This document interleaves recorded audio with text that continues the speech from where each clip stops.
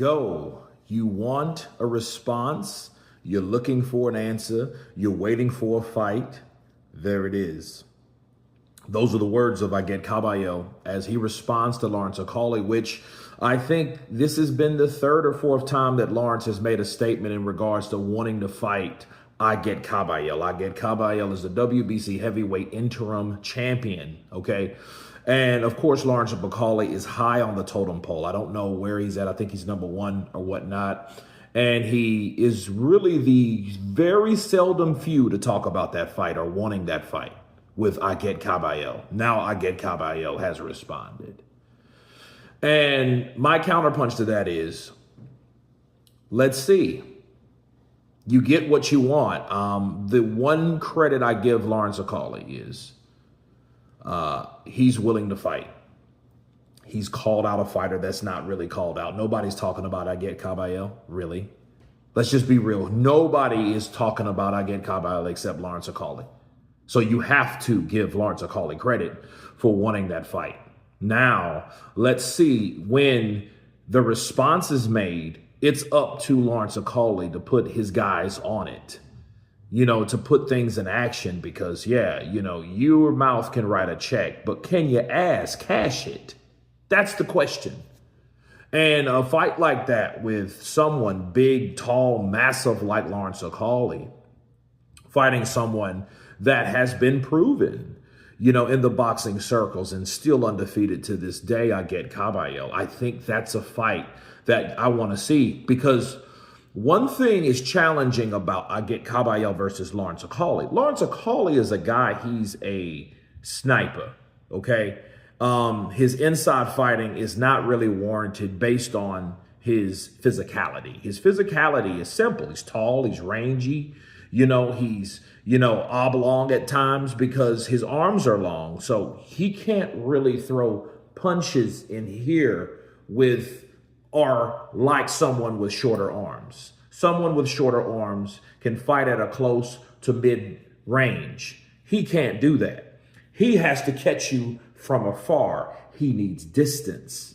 So since he needs distance, being tall, being rangy like that, he's a sniper. Imagine a sniper trying to turn around and shoot you right in front of you. No, it doesn't work that way.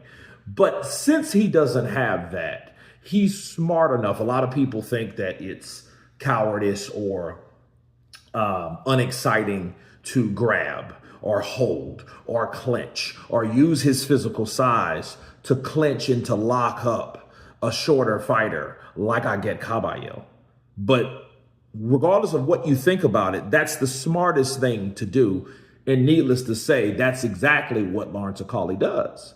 So you got a guy that is a tree chopper. You have a tree. This tree has branches, and this tree with the branches that it possesses will grab you and wrap you up. You know what I mean? So it's going to be an interesting fight if it ever happens, because I think this fight should happen because these guys should fight, especially Agit Kabayal. He hasn't fought since Zili Zhang, and there's no excuse for that. That has to be a management flaw. It has to be. These guys, Parker, Agit Kabayal, I will go live tomorrow and discuss Joseph Parker in depth, but he's another example like Agit Kabayal, which we're talking about, that doesn't get the type of fights, that doesn't stay busy like he needs to stay busy.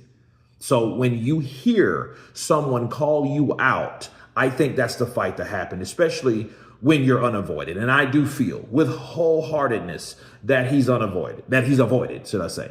So that being said, I do think that Agit Kabayal, Lawrence Okolie, should be the next heavyweight fight. That means something. We're getting it this weekend. Joseph Parker versus Fabio Wardley. I'm going to give you guys all you can handle as far as content concerning these two. But the show must go on. Okay. Joseph Parker, Fabio Wardley, WBA, WBO, top of the food chain, interim champions. Same thing goes for Agit Kabayal. He has to be next, and he has to show his activeness in this sport to be successful. But you guys tell me what you think of Agit Kabayal, willing, ready, whenever Okolie is. The ball's up to him. Of course, please subscribe. And you guys been Counterpunch. Peace!